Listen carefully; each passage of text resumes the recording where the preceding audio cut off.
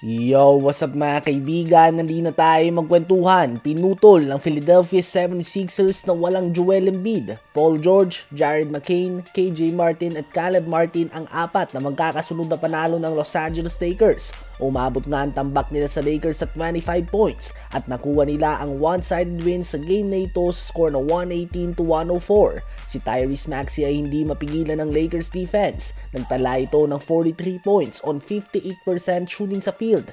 20 points, 8 rebounds at 5 assists din si Kelly Oubre Jr. 16 points si Council IV. 14 points, 5 rebounds and 4 steals si Jershwan Yabusele at 14 points din mula kay Eric Gordon. Sa Lakers naman ay 31 points, 8 rebounds and 9 assists si LeBron James on 10 of 16 shooting sa field. Subalit may kasama nga itong 8 turnovers.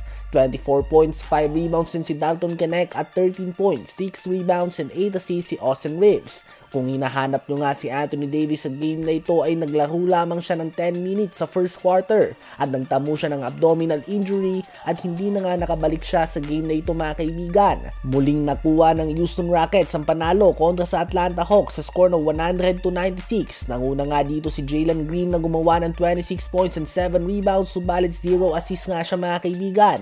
18 points, 10 rebounds din si Şengün, 16 points si Jae'Sean Tate. At sa Hawks naman ay 21 points, 9 assists si Trae Young, 16 points, 5 rebounds si DeAndre Hunter, at 12 points, 10 rebounds and 6 assists si Dyson Daniels. Ngayon ay tumungo naman tayo kay Jimmy Butler. Ang Golden State Warriors at ang Phoenix Suns ay dalawa sa unang apat na kupunan na nilista ni Jimmy Butler bilang mga team na gusto ng puntahan kung sakaling may maganap na trade. Ang Warriors ay umatras na sa agawan kay Butler 2 linggo ang nakakalipas. Ganun pa man ngayon nga ay bumalik na sila dito ayon kay Shams ng ESPN at patuloy nga daw ang pag-uusap nila pati na din ng team ng Phoenix Suns sa potential 3-team trade deal.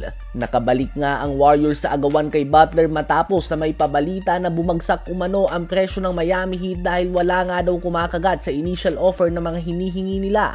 Hindi nga nakatulong mga kaibigan ang mga issue ni Jimmy Butler tulad ng pag-walkout niya sa practice, pagpapahintay ng team play ng 3 oras, ang sadyang pagkakalat sa loob ng court at pati na din ang history niya sa pagbigay ng problema sa mga nauna niyang teams. Kaya naman bagamat alam ng lahat kung ano ang capability o kakayahan ni Jimmy Butler tuwing nagtotodo ito lalo na tuwing playoffs, hindi na din ganun kataas ang kanyang value sa mata ng mga teams. Lalo na't kailangan mo din nga ditong i-factor na kapag kinuha mo siya sa isang trade, most likely ay kailangan mo din siyang bigyan ng max contract for the next 3 or 4 years. So ayun nga po mga kaibigan, ang Golden State Warriors at ang Phoenix Suns ay nananatiling in contact sa Miami Heat regarding the Jimmy Butler trade with less than 10 days to go bago sumapit ang trade deadline. Ano ba masasabi nyo tungkol dito?